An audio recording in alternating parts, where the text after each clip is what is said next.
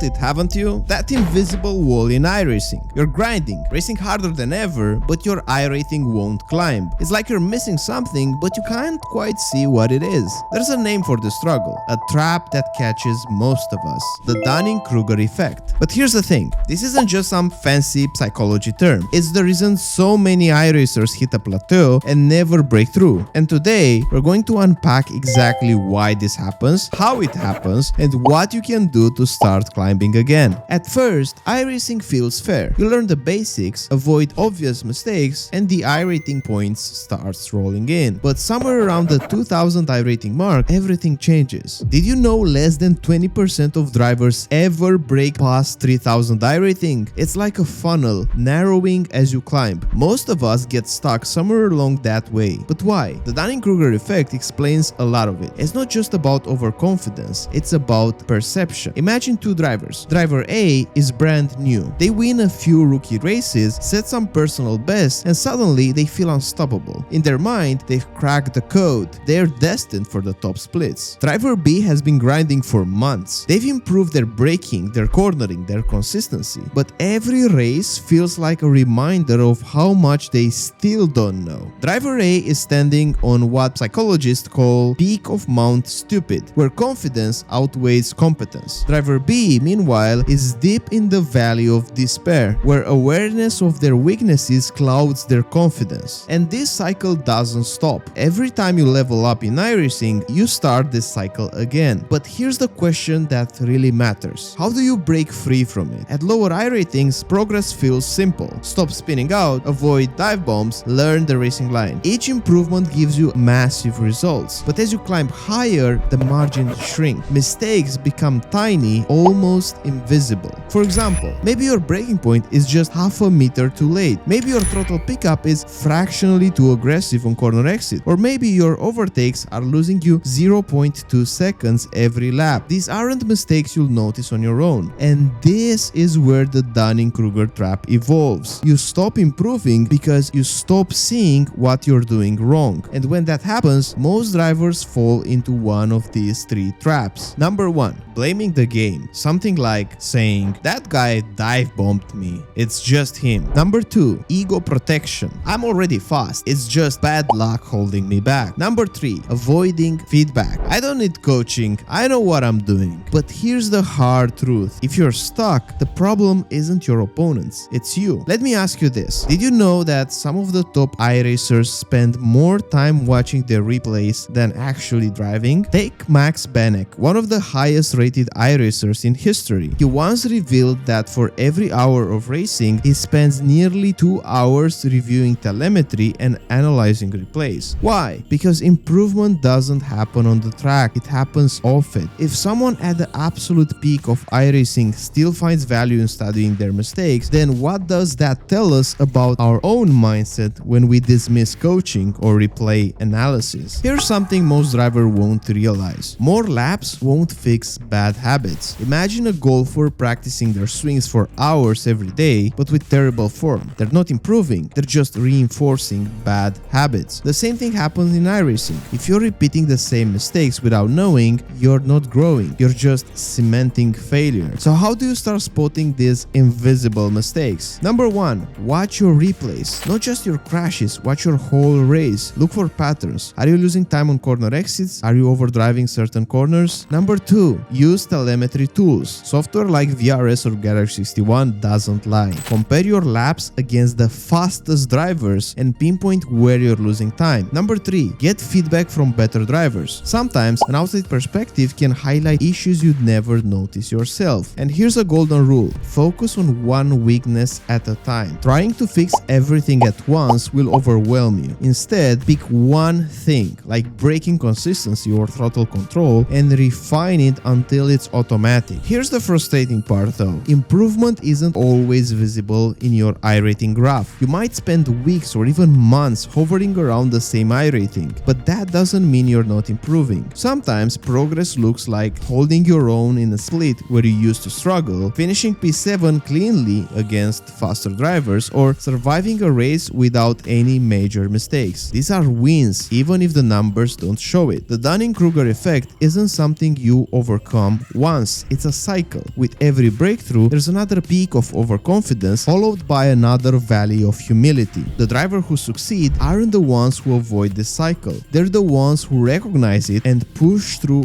every time. At the end of the day, climbing iRating isn't just about skill. It's about mindset. It's about admitting you don't know everything, embracing the discomfort or self-assessment, and finding joy in the process of improvement, not just the outcome. Because here's the truth. Every driver, rookie, veteran or pro, has hit this wall. The difference is the best ones didn't stop climbing. So if you're stuck, if it feels like no matter how hard you try, your iRating won't move, take a step back, watch your replays, study your data, or ask for help. And most importantly, remind yourself, you're not stuck. You're just at the next stage of the climb. The Dunning-Kruger Trap catches everyone eventually. But now you know it's there. And that's the first step to breaking free. My goal on this channel is to help you with that. And if you want a more in-depth approach to learning, check out getgoodracing.com/iRacing car courses. See you on the next one. Bye bye.